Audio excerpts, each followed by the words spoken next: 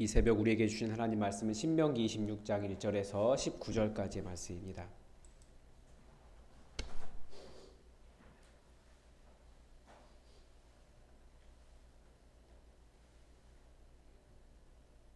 신명기 26장 1절에서 19절까지의 말씀을 우리 하나님의 말씀을 다 함께 받들어 읽겠습니다. 내 하나님 여호와께서 내게 기업으로 주어 차지하게 하실 땅에 내가 들어가서 거기에 거주할 때에 내 하나님 여호와께서 내게 주신 땅에서 그 토지의 모든 소산의 만물을 거둔 후에 그것을 가져다가 광주리에 담고 내 하나님 여호와께서 그의 이름을 두시려고 택하신 곳으로 그것을 가지고 가서 그때 제사장에게 나아가 그에게 이르기를 내가 오늘 당신의 하나님 여호와께 아뢰나이다.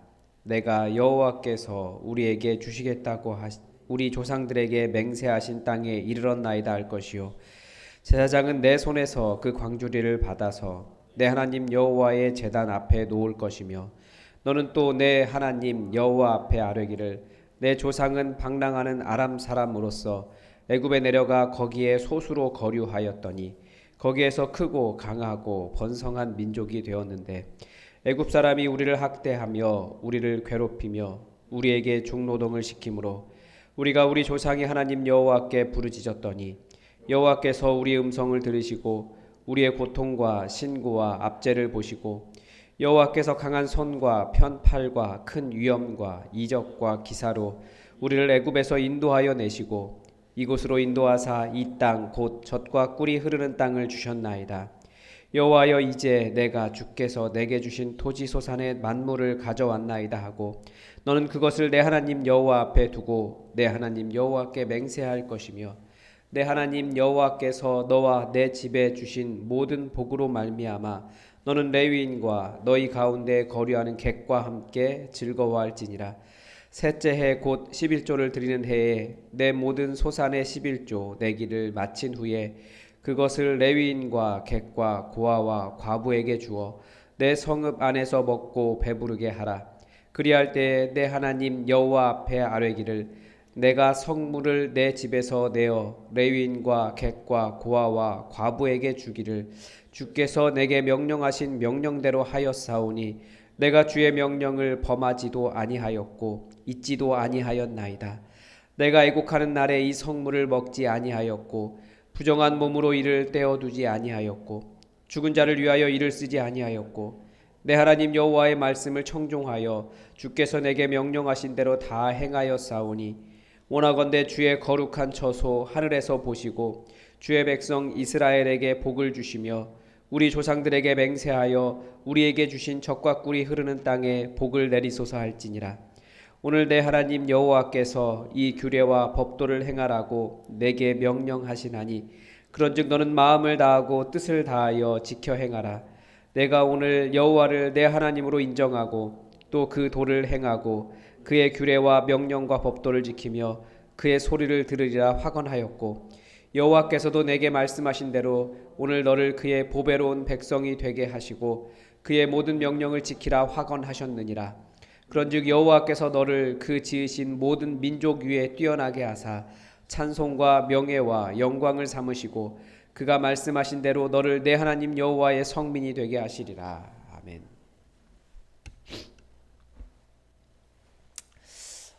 저는 최근에 성경 그 신명기를 읽으면서 깜짝깜짝 놀랍니다. 성경이 참 신비하죠. 예전에 읽을 때와 지난주에 읽을 때와 또 오늘 읽을 때가 완전히 다릅니다. 저는 어느 정도로 느끼냐면 어젯밤에 열심히 새벽 설교를 준비하고 새벽에 딱 다시 말씀을 읽으면 또 다른 거예요. 그래서 말씀은 정말 우리가 다 헤아릴 수 없구나라는 생각이 많이 듭니다.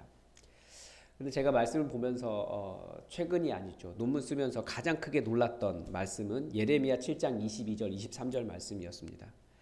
하나님이 그렇게 말씀하시는 거예요. 선지자를 통해서. 사실은 내가 너희 조상들을 애굽 땅에서 인도하여 낸 날에 번제나 희생에 대하여 말하지 아니하고 명령하지 아니하고 오직 내가 이것을 그들에게 명령하여 이르기를 너희는 내 목소리를 들으라. 그리하면 나는 너희 하나님이 되겠고 너희는 내 백성이 되리라. 너희는 내가 명령한 모든 길로 걸어가라. 그리하면 복을 받으리라 하였으나.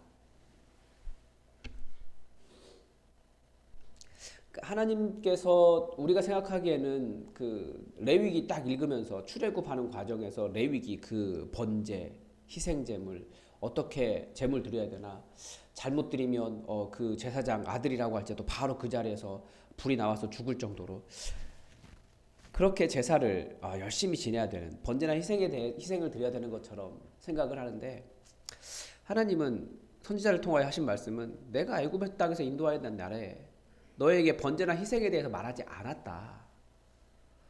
오직 내 목소리를 들으라. 나는 너희 하나님이 되고 싶다. 너희는 내 백성이 될 것이다. 내 명령 들으면 내가 너희에게 복을 주리라 라고 말씀하셨다라는 거예요. 왠지 다른 것 같잖아요. 왜 이렇게 말씀하셨지 하는 생각이 드는 거죠.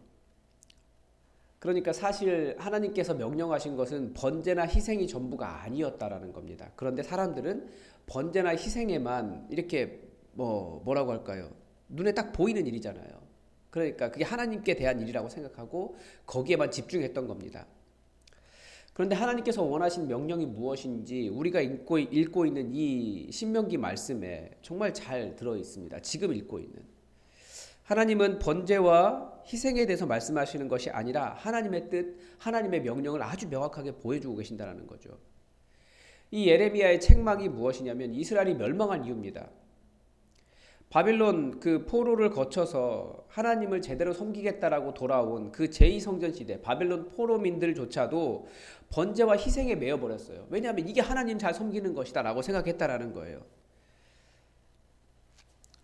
그런데 예수님께서 오셔서 보여주신 하나님 나라는 바로 그런 유대교의 그 의식과 율법과 번제와 희생, 그 소위 말하는, 우리로 말하면 예배에 매몰되어 있는 그런 모습을 뛰어넘으셨다라는 겁니다. 진짜 하나님께서 원하시는 것이 무엇이었는지, 번제와 희생이 아니라면 무엇이었는지 우리가 읽고 있는 이 신명기 말씀을 통해서 계속 깨달을 수 있는 거죠.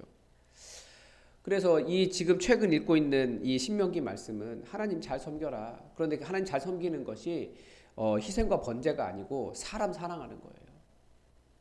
우상 섬기지 않고 우상 모시지 않고 가난한 사람, 약자를 배려하고 어떻게 하면 살릴 수 있을지, 재판을 공정하게 할지, 하나님께 모든 것이 하나님께 감사하다라는 것을 알고 그 감사를 이웃 사람과 어떻게 나눌 수 있을지, 하나님께 신실하다라고 하는 것이 무엇인지, 어떻게 하나님을 기억할 것인지, 이런 것들에 대한 것을 가르쳐준다라는 겁니다. 그게 바로 하나님의 명령이었다라는 거죠.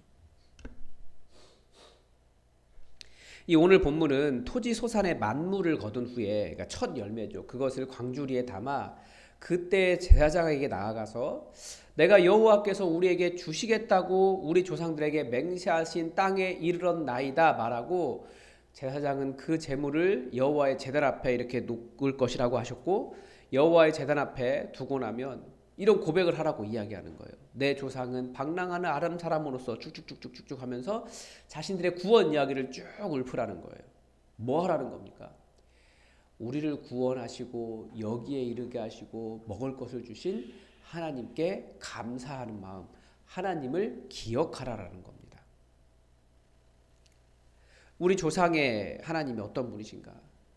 우리 조상의 하나님 여호와께 부르시셨더니 여호와께서 우리 음성을 들으시고 우리의 고통과 신고와 압제를 보시고 여호와께서 강한 손과 편팔과 큰 위엄과 이적과 기사로 우리를 애굽에서 인도하여 내시고 이곳으로 인도하사 이 땅 곧 젖과 꿀이 흐르는 땅을 주셨나이다. 여호와여, 이제 내가 주께서 내게 주신 토지 소산의 만물을 가져왔나이다 라고 고백하라는 거예요. 그리고 여호와를 경배하라. 그렇게 가르쳐주고 있습니다. 하나님에 대한 감사, 나를 구원하신 하나님에 대한 감사, 이것을 잊으면 사람들이 자꾸 이거 다 내 거라고 생각하는 거예요. 그래서 하나님을 고백하고 어떤 하나님이셨는지 고백하고 그 은혜를 되새기라고 하는 거죠. 그리고 11절에 보면 뭐라고 돼 있냐면 내 하나님 여호와께서 너와 내 집에 주신 모든 복으로 말미암아 너는 레위인과 너희 가운데 거래하는 객과 함께 즐거워할지니라. 특별히 말씀하신 대상이 있어요. 레위인, 거류하는 객, 함께 즐거워하라는 거예요. 그러니까 첫 번째 만물을 가지고 그렇게 즐거워하라는 거죠. 그러니까 내가 열심히 번 것을 기업이 없는 사람을, 이 땅에 기업 없는 사람들 위해서 주는 겁니다. 우선 여기에는 어떤 명령이 담겨 있습니까? 그러니까 우리에게 주어진 모든 것이 나의 노력의 산물이 아니라 하나님께서 주신 은혜의 선물이라고 하는 것을, 감사를 잊지 않는 것입니다. 이 감사를 알면 어려울 때도 여전히 하나님께서 행하실 것을 신뢰할 수 있고 하나님을 의뢰할 수 있습니다. 그래서 우리 교회도 이 은혜를 잊으면 안 됩니다. 우리를 여기에 두시고 여기에 이르게 하신 모든 것이 사람의 능력이 아니라 하나님의 은혜였다라는 것을 정말 감사로 고백할 줄 알고, 앞으로의 일들도 하나님께 의뢰할 줄 알아야 하고, 이것이 감사하다면 그것을 누구와 함께 나눠야겠습니까? 옆에 있는 형제와 자매들과 나눠야 돼요. 누구와? 옆 사람과. 감사는, 그 은혜는 하나님께 드린다. 하나님께 정말 감사하다면 하나님이 원하시는 것은, 그러면 그 감사를 함께 나눠라, 이거예요. 그리고 또 하나 명령이 있습니다. 하나님께서 주신 복을 레위인과 객과 함께 즐거워하라 라고 하셨는데, 절대 내게 주신 것은 나만 잘 먹고 잘 살라고 주신 것이 아니라는 거죠. 이 부분이 이스라엘이 계속해서 어긴 하나님의 명령입니다.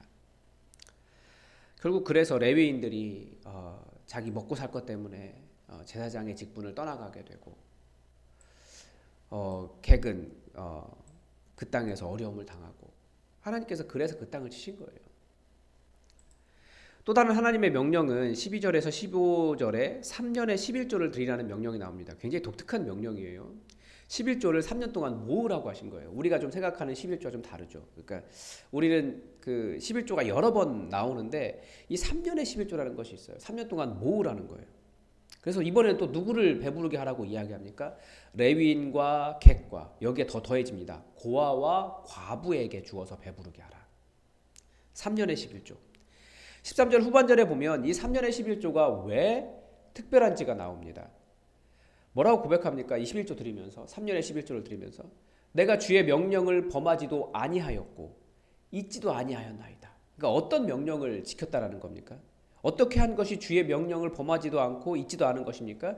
14절에 보니까 이 3년 동안 이 11조를 보관하는 동안 여러 일이 있었지만 21조를 사용하지 않았다라고 하는 고백이에요. 나에게도 슬픈 날이 있었습니다. 그런데 그 슬픈 날에 내가 이걸 사용하지 않았습니다. 부정한 상태가 되어 있었습니다. 그래서 내가 일할 수도 없었을 텐데, 사람들 만날 수도 없었을 텐데, 그러함에도 불구하고 내가 21조를 보관했습니다. 죽은 자를 위하여 장례에 사용할 수도 있었는데 내가 그때도 사용하지 않았습니다. 즉, 나를 위해서 내가 진짜 힘들 때 사용할 수도 있었지만 명령을 잘 지켜서 레위인과 객과 고아와 과부에게 주었습니다가 순종이었다라는 거예요.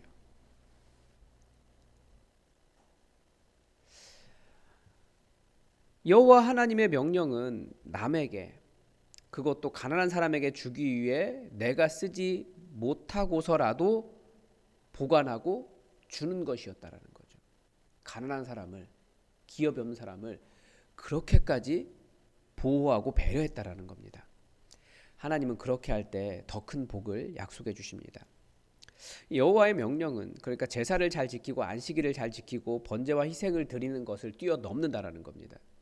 그런 하나님께 대하여 잘하는 일보다, 그거 정말 하나님께 감사하다면 옆에 있는 사람에게 어떻게 하느냐, 이게 훨씬 더 중요한 겁니다.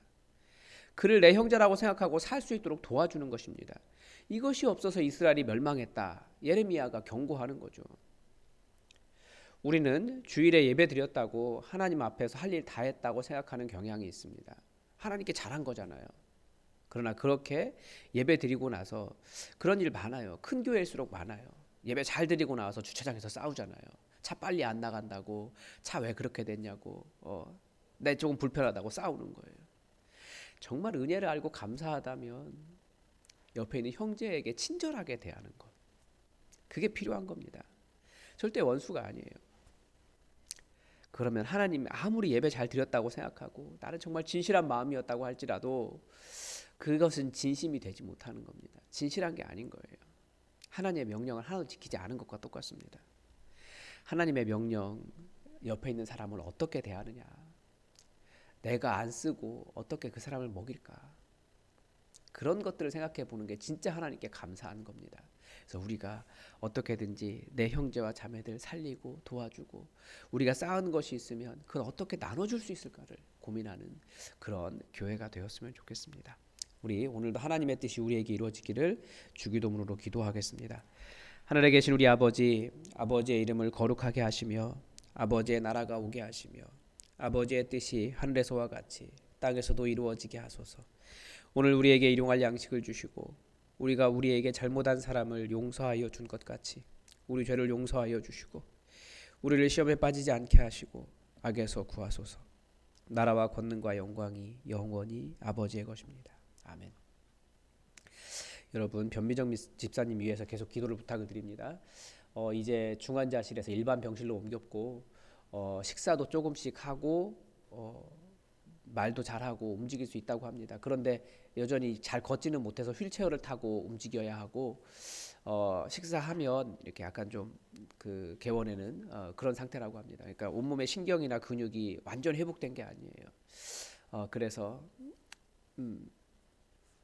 하나님께서 완전히 고쳐주셔서 그냥 멀쩡하게 걷고 식사도 잘하고 소화 기능도 다 정상으로 돌아오고 완전하게 회복될 수 있도록 여러분 우리 변미정 집사님을 위해서 기도해 주시고, 또 우리 어르신들 중에서도 역시 비슷한 그런 질병 있으신 분들이 계신데 전혀 문제 생기지 않도록 하나님 지켜달라고 우리 같이 기도했으면 좋겠습니다.